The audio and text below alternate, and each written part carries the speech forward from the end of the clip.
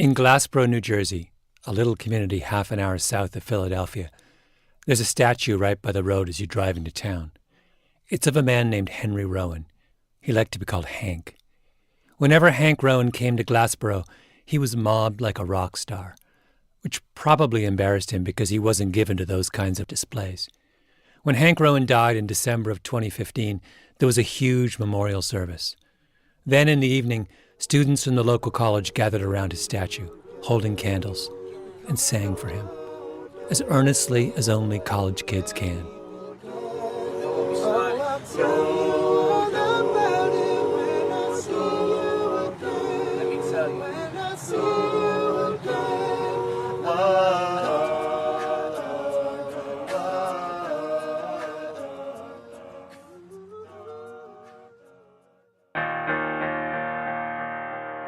My name is Malcolm Gladwell. You're listening to Revisionist History, my podcast about things overlooked and misunderstood.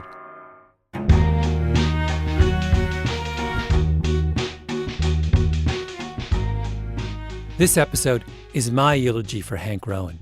I never met him, but he's a hero of mine. I want to understand why he didn't become everyone's hero. Why Hank Rowan's example didn't spread beyond Glassboro, New Jersey.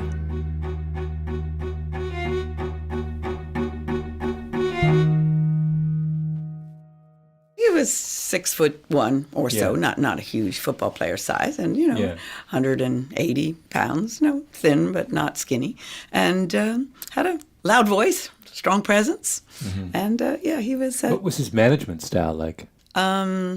Benevolent dictator, I think. That's Rowan's daughter, Ginny Smith. She now runs the company her father started in 1953. It's called Inductotherm. It's right off the New Jersey Turnpike. They make industrial furnaces for melting metal. He started the company basically in our garage, and then he sold his first job to the Mint, which was kind of fun, and then the second job to GE, and then the furnaces just got bigger and bigger. Now some of them are 50-ton. They're just huge. And kept branching out and acquired some companies, and it grew like Topsy, but he also worked very, very hard at it and hired good people. Rowan built Inductotherm into a multinational corporation. Thousands of employees around the world, and he became a very wealthy man, although you wouldn't have known it. He would run around in scuffed shoes and trousers, not worried about that. He didn't care how he dressed or looked. Rowan was an engineer, raced sailboats, flew planes, believed in hard work, free enterprise.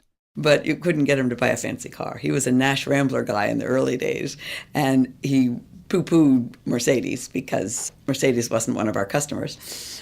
What did he drive sort of near? He drove Oldsmobiles and Buicks, and finally the company here insisted he drive a Lincoln. He drove it into the ground just about. Oh, it had a Cadillac once, but he towed his boats with that too because it had a bigger engine, None of this drive around and wave at people stuff. Yeah. Almost 30 years ago, Hank Rowan became friends with a man named Phil Tuminia. Tuminia was head of development for the local college, Glassboro State, just down the road, a little university started back in the 1920s on 25 acres. Tuminia would drop by and see Rowan on his way up to Trenton. Everyone involved with Glassboro and Rowan has their own version of this story. But here's how Rowan remembered it in an interview he gave a few years before he died. It's with Don Farish, who's the former president of Glassboro State. He asked Rowan how he first got involved with the college. Well, I think we blame it all on Phil Tuminia. Because he came to see me and asked if I might make a donation to the scholarship fund of $1,500. Right. Well, that sounded easy, $1,500, so we gave him $1,500. And you know what? He came back. Tuminia wanted Rowan to give money to the business school, which was pretty dilapidated. So he pushed that for a while, and finally I said, Phil, I have zero interest in your school of business. What this world needs is more engineering, how to make things. We have to produce. And Phil, what would you do with $100 million? And he nearly fell off the chair. But that's how we got to that level, and that was the beginning. So you're the one that suggested the $100 million figure, not yeah, he was talking about 10. I see. This is 1992, a generation ago. Almost nobody gave donations of $100 million back then. This was unheard of money. Rowan's gift made headlines around the country. He set a new standard. Did you think it changed the world? You're damn right it did. At Rowan's memorial service, Phil Tuminia gets up and says, I think accurately, that Rowan is the person who triggered what has become one of the greatest explosions in educational philanthropy since the days of Andrew Carnegie and the Rockefellers. From July of 1992 until the end of that decade, 20 gifts of $100 million or more were given out in this country. According to the Chronicle of Philanthropy, as of right now, spring of 2016, we're up to 87 gifts of $100 million or more to higher education. So everyone followed Rowan's lead, except not really. Rowan gave his money to Glassboro State College, a public university in a sleepy little town in South Jersey that no one had ever heard of. The college was close to broke. At the time, they had an endowment of $787,000. But the people who followed Hank Rowan, who were inspired by the size of his donation, almost all of them gave money to wealthy, prestigious schools. Let me just read to you the names of some of the educational institutions that have received the largest donations in American history. Ready?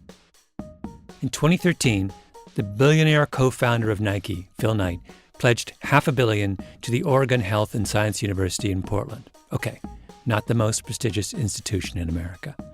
But wait. Then come three $400 million donations. The first is the billionaire John Kluge's gift to Columbia University in 2007. The second is the hedge fund manager John Paulson's gift to Harvard University in 2015. The third is Phil Knight's gift to Stanford University in 2016. And after that, in order, here are the universities that get the biggest donations: Johns Hopkins, Harvard again, University of Chicago, Princeton, Tufts, Carnegie Mellon, Cornell, Yale, Penn, Claremont McKenna, Columbia again, Baylor, USC, Columbia a third time, Michigan, University of California, Wisconsin. I could go on if you want, through all 87, but basically we're talking about the same wealthy elite schools getting the biggest donations again and again. Hank Rowan did something unprecedented, and nobody followed him.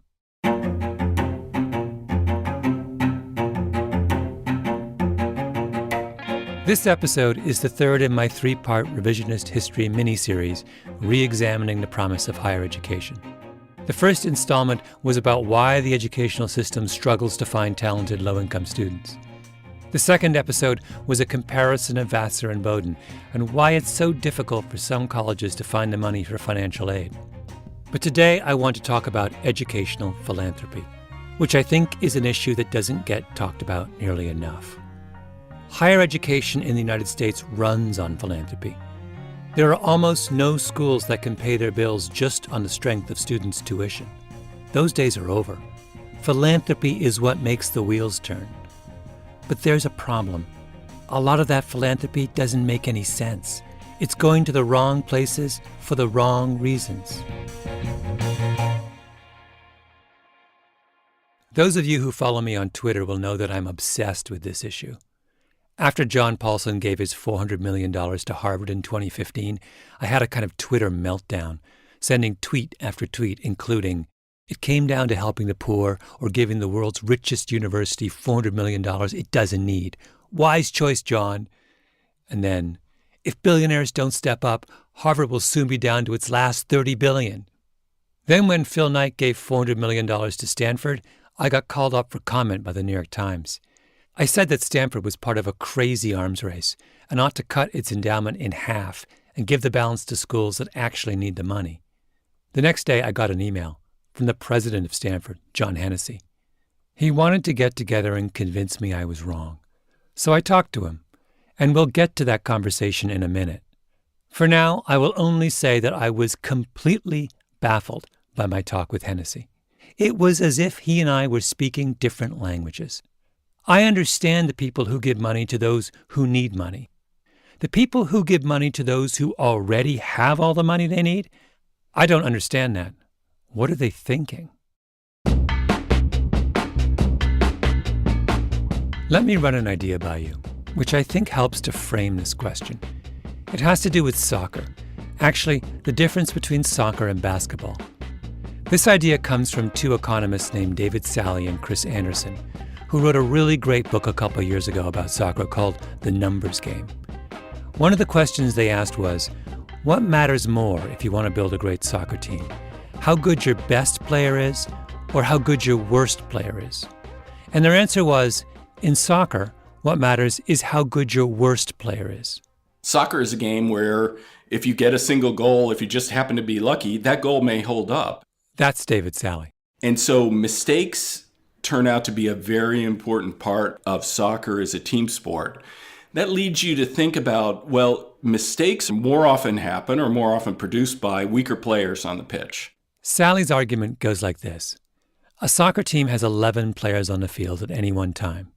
Suppose one is a superstar, and your worst player is maybe only 45% as good as the superstar. Because soccer is a sport where everyone on the field depends on everyone else, that 45% player can make one mistake and completely negate the skill of the best player. You can have 8 beautiful passes in a row, but if your worst player, your 45% player, botches the 9th, then all the previous 8 beautiful passes are all wasted. That's right. And because of the nature of soccer, those 8 beautiful passes may have only increased your likelihood of victory by a small percent, but then it goes right back to zero because somebody turns the ball over. Sally and Andersen did a statistical analysis. They looked at the top soccer clubs in Europe and showed that if those teams upgraded their poorest players instead of their best players, they would score more goals and win more games. A lot more. Soccer is a weak link game. Yes, having a better superstar was, of course, better, but actually having a better end of the bench or 11th guy on the pitch was actually more influential to whether you won matches or not. Which would be the exact opposite of basketball. Yeah. Basketball is probably the opposite end of the continuum from, if you think about soccer as maybe the weakest link sport, basketball is probably the most superstar-driven team sport that we have. Even the greatest basketball teams often have 1 and sometimes even 2 players who are barely better than mediocre. What matters in basketball is not how good your 5th player is, it's how good your superstar is. It's a strong link game. Think about Lionel Messi, maybe the greatest soccer player of his generation, versus Michael Jordan, the greatest basketball player of his generation. What Jordan could do on a basketball court was Jordan could guarantee or virtually guarantee that he could get the ball. You couldn't really stop him, right? He could go to the backcourt, pick up the ball. He could dribble it forward. He could break double teams. You could try to send 3 guys at him, but then you're really opening yourself up. He could go and get a shot.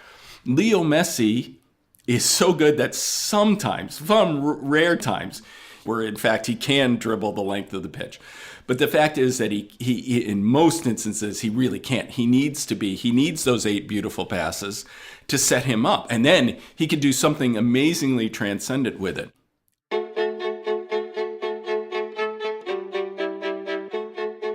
I think the weak link, strong link distinction is incredibly useful in making sense of certain kinds of problems. Suppose I said to you, for example, here's $50 billion. Spend it in a way that makes air travel in the United States more efficient.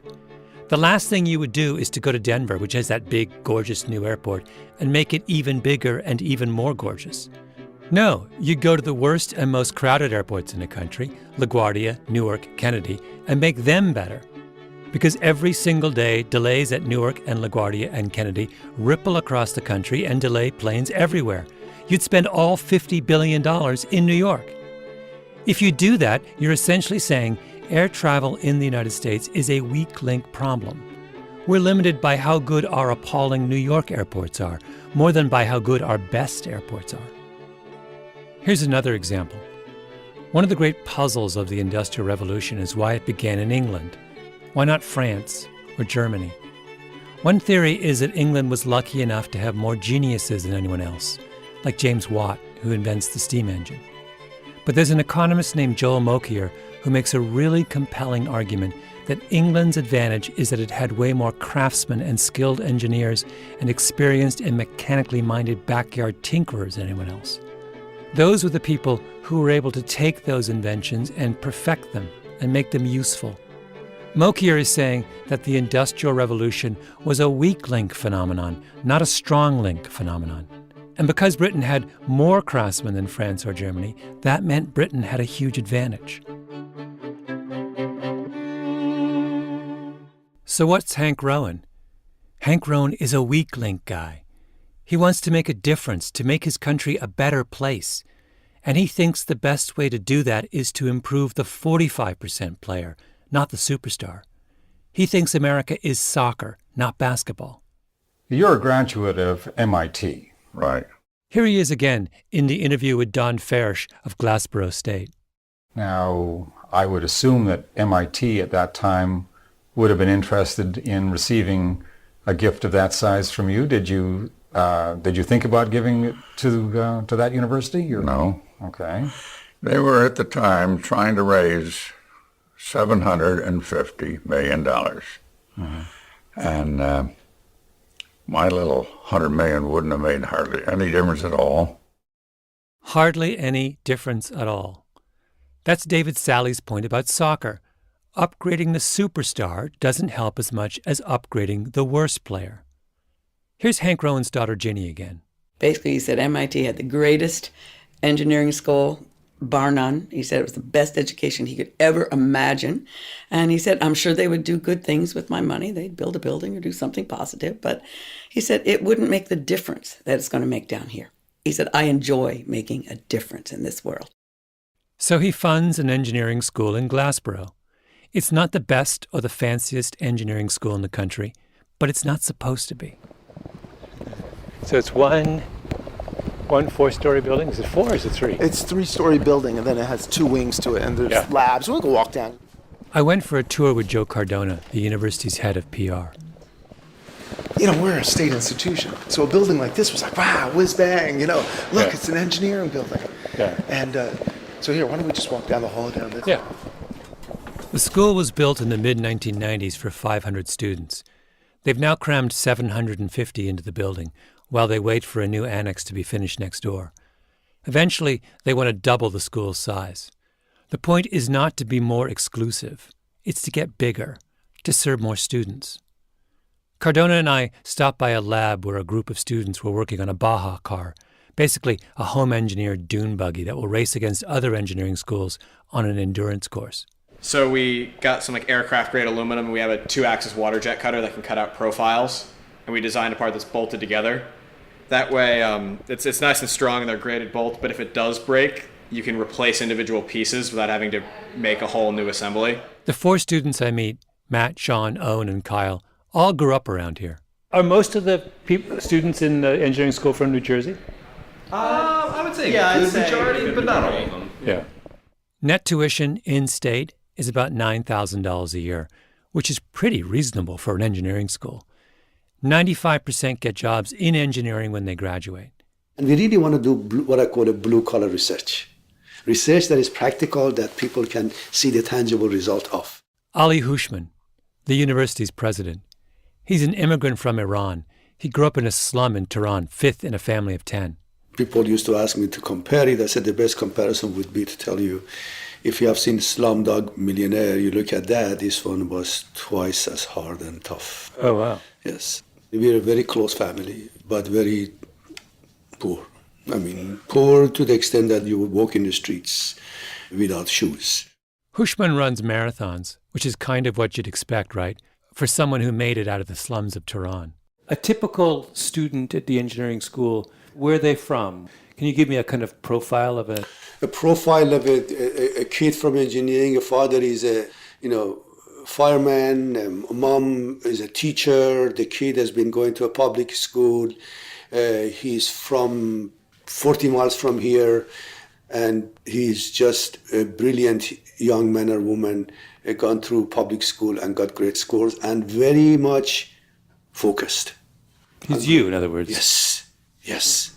School full of Ali. Yes. Yeah. That's the beauty of it, Malcolm. That's why I say it's a blue-collar university. Now, I'm convinced by Ali Hushman and by Hank Rowan.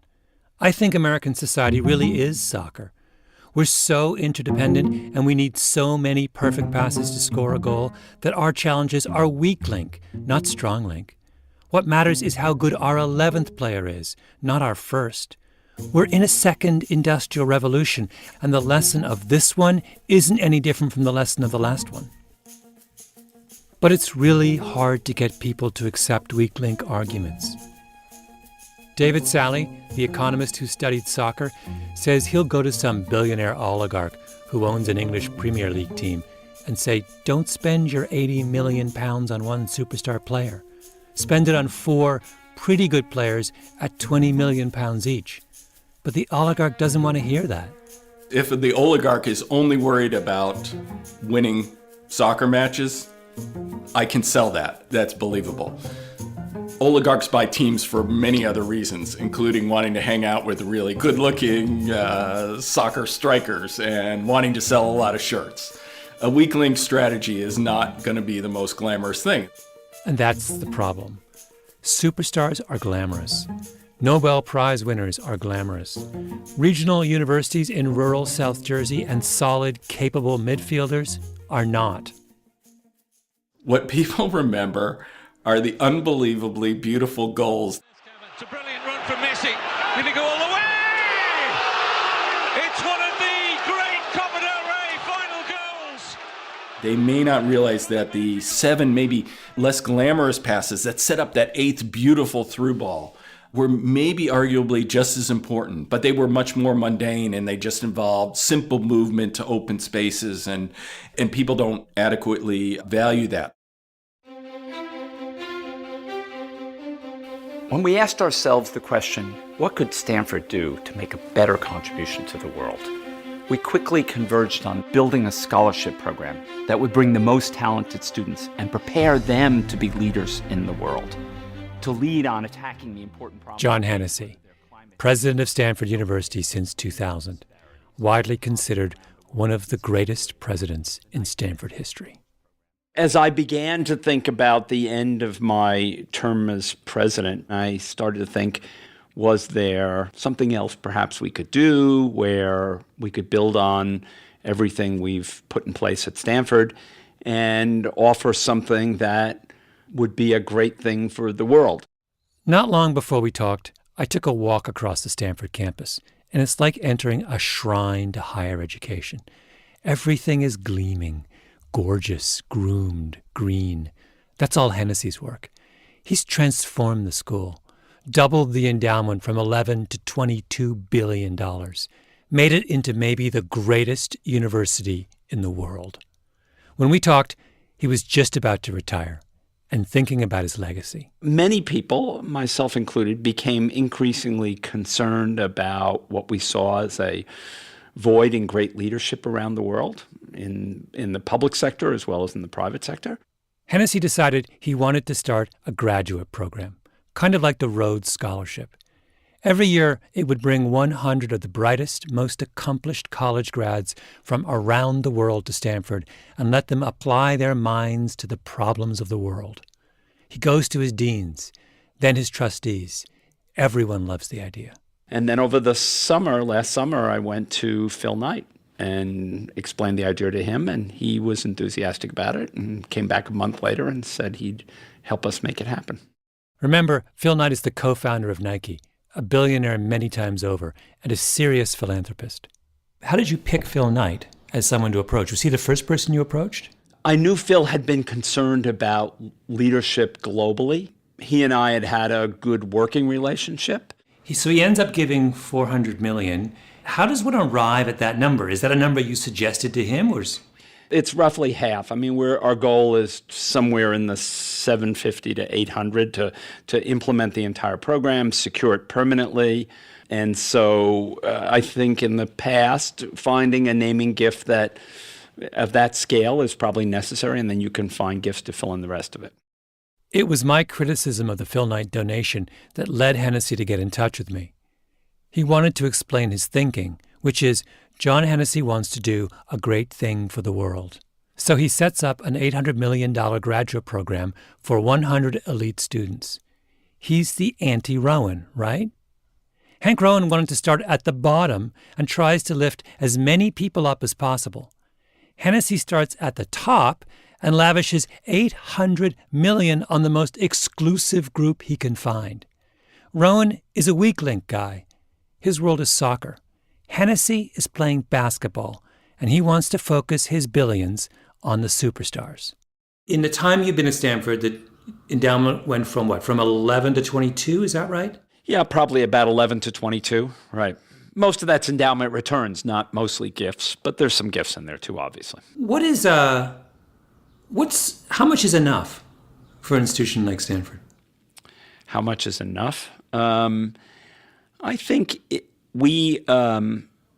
if our ambitions don't grow, then I think you do reach a point where you have enough money. And I would hope that our ambitions for what we want to do as an institution, both in our teaching and our research, grow.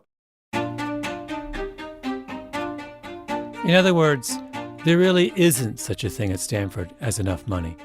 The school's ambitions are always growing, so its endowment should too. Just because you already have more resources than almost anyone else doesn't mean you should stop collecting even more resources. Hennessy is a hardcore strong linker. Hypothetically, if, Bill Gates or Larry Ellison came to you and said, I'm giving you $10 billion. I'm retiring and I'm giving it all. My will says everything goes to Stanford. I mean, would you say we don't know, we don't need it? Or would you say we can put that money to good use? Well, first of all, I don't think either Larry Ellison or Bill Gates is going to give me $10 billion unless I tell them exactly what I'm going to do with it and how I'm going to make it a good investment. And since I know both of them, I can tell you they won't. They won't do it. Could you make an argument to Larry Ellison that you could put, if he gave you $10 billion, you could put it to good use? $10 billion. Just to put us in the ballpark, because I worry sometimes that Americans get a little jaded about big numbers, $10 billion is a few billion more than the gross domestic product of Barbados and $4 billion shy of the gross domestic product of Jamaica. Basically, I'm asking, what would happen if someone gave you, Stanford, the average economic output of an entire Caribbean country for a year? Tax-free, by the way. The guy who gives the $10 billion gets to write it off, and every dollar Stanford earns on that $10 billion, they get to keep. $10 billion, I'd have to do something really dramatic for $10 billion. Really dramatic. He thinks about it for a moment. Actually, I counted for about 2 seconds. Then he comes up with something really dramatic. The one area where I think there is an opportunity for significant incremental funding is in the biomedical sciences. If that were an endowment, for example, so you're throwing out $500 million a year, I could find a way to spend $500 million a year in biomedical research. $10 billion. He could totally use another $10 billion. At this point, I'm just curious. I mean, I've read about strong-link thinkers in books, but I've never actually talked with one before. So I keep posing more and more far-fetched scenarios. Do you ever imagine that a president of Stanford might go to a funder and say, at this point in our history, the best use of your money is to give to the UC system, not to Stanford? The UC system is the University of California system. 10 schools: Berkeley, UCLA, San Diego, Davis, Santa Barbara, etc. Maybe the finest group of public universities in the world. If you listen to the previous episode of Revisionist History, the one about Vassar, I talked about the New York Times Access Index. It's a ranking of 180 universities in the U.S. according to how good a job they do in finding, educating, and financially supporting low-income students. Right now, Vassar comes in 8th. Well, 6 of the first 7 spots on that list are University of California schools. Stanford has 16,000 students. The UC system has 238,000 students. So I'm asking John Hennessy, might there ever be an instance where he might tell a would-be super philanthropist, look, we've already got $22 billion in the bank, higher than the output of 2 Caribbean countries, and it's earning us a couple of tax-free billions every year. Your dollar would go further at the public institutions down the street, since they educate 222,000 more students than we do with a fraction of the endowment. I'm not holding Hennessy to his answer. I'm not looking for him to make a solemn pledge. I'm just asking. Well, that would be a hard thing to do, obviously, to turn them away. And I think the other question we'd be asked is, how can I have confidence that they'll use my money well? Which the president of Stanford is not in a position to vouch for, I think. Now, I realize he has institutional loyalties. He's the head of Stanford. And I must say, I like Hennessy. But am I the only one who finds his answer ridiculous, even offensive? He's suggesting that he can't guarantee that the UC system may be the most successful and socially progressive public university system in the world. He can't guarantee they would use that money well? As opposed to what? As opposed to spending $800 million on a boutique graduate program for 100 elite students a year? That kind of using money well? It is the preeminent scholarship program. You'll get the best and brightest young men and women from around the world who will receive a graduate education at the world's best university. When this program is established, that's the promotional video for the Scholarship Fund. You just heard Phil Knight talking about it. You can watch all 4 minutes and 23 seconds of it at revisionisthistory.com. It's impressive. Lots of drone aerial shots of Stanford's spotless palm-lined avenues. But let's do the math on the scholarship. Hennessy's plan is to fund it from the proceeds of investing $800 million. It's an endowment. The usual rule of thumb is that an endowment gives you about 5% a year, so $40 million. And with 100 students a year in a 3-year program, that comes out to $133,000 per student. $133,000 per student per year. Are precious metals also involved? Helicopters? Are they doing this on a beach at St. Bart's?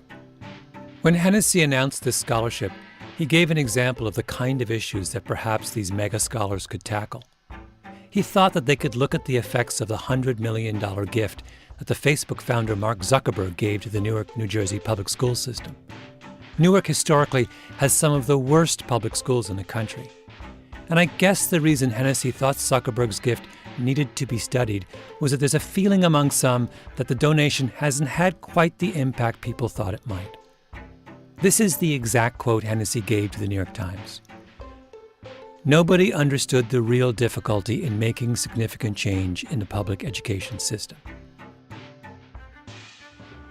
The first thing that the Strong Link guy wants to do with his crack team of $800 million scholars is critique the weak link decision to spend $100 million on poor kids. A billionaire gives a fortune to an elite school in order to understand why another billionaire's donation to a poor school isn't working out. And what if Stanford's mega million-dollar scholars can't answer that question? Should another billionaire give even more money to an even more elite school to answer the question of why the $400 million gift to study the $100 million gift hasn't worked out? Please stop me before I tweet again. I'm not saying that the Strong Link approach is never appropriate. I grew up in Canada in the 1970s, and at that time, the country had lots of good universities. But there was a feeling that what the country needed was at least one world-class science and technology university. So they created that, the University of Waterloo, and it was a great idea. But the United States today is not Canada in the 1970s. It does not suffer from an excess of egalitarianism. It suffers from the opposite problem. Its strong links have never been stronger. And when you make strong link arguments at a time like now, you end up sounding ridiculous. Just listen. February 2014. The billionaire hedge fund manager Ken Griffin gives $150 million to Harvard. It's to support Harvard's financial aid program. Here's what the president of Harvard says. Ken Griffin's extraordinary philanthropy is opening Harvard's gates wider to the most talented students in the world, no matter their economic circumstances. And here's what Ken Griffin says.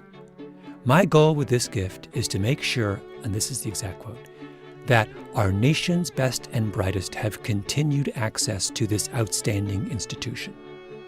Now, let me remind you, at the time of Griffin's gift, Harvard had an endowment of $36 billion. So a billionaire gives $150 million to an institution that has an endowment of $36 billion because he thinks the school needs help opening its gates wider to the most talented students in the world. Because he's worried that $36 billion might not be enough to ensure continued access to this outstanding institution. These two comments were not off-the-cuff remarks. I'm reading them from the official Harvard press release. Trained professionals perfected those quotes. Smart, Harvard-educated people approved them. They probably sat down in teams around a long oak antique conference table dating back to the 1800s and came up with what they thought was the most compelling justification for why giving another $150 million to Harvard is a good idea. Is that the best they could come up with? We're talking because I, as you know, have been critical of I'm part of the backlash, I guess. Back to my conversation with John Hennessy of Stanford. And I'm just curious about how common or how often do you run into backlash, to people saying enough with some of these large, am I a lonely voice, or is this something that you have encountered a lot and think about a lot? We don't encounter it a lot. I would say, I think the reason we probably don't encounter it is that we don't view this as who gets the biggest slice of pie here. We view it as what can we do that's transformative? How can we increase our contribution to the world? I mentioned maybe the most obvious criticism of what Stanford is doing, and he says, we don't encounter it a lot. Apparently, the president of Stanford only encounters people who look at American higher education and conclude that what it really needs is more money at the top. With all due respect, the president of Stanford needs to get out more. Take a little trip to Glassboro, New Jersey, to the campus of what's now called Rowan University. Maybe take a look at the statue up front. How can we not talk about family when family's all that we got? Everything I would do, you were standing there by my side. And now you gon' be with me for the last ride. You've been listening to Revisionist History. Sometimes the past deserves a second chance. If you like what you've heard, we'd love it if you rate us on iTunes. It helps a lot. You can find more information about this and other episodes at revisionisthistory.com or on your favorite podcast app. Our show is produced by Mia Lobel, Roxanne Scott, and Jacob Smith. Our editor is Julia Barton. Music is composed by Luis Guerra and Taka Yasuzawa. Flawn Williams is our engineer. Fact-checker Michelle Soraka. Thanks to the Panoply management team, Laura Mayer, Andy Bowers, and Jacob Weisberg. I'm Malcolm Gladwell.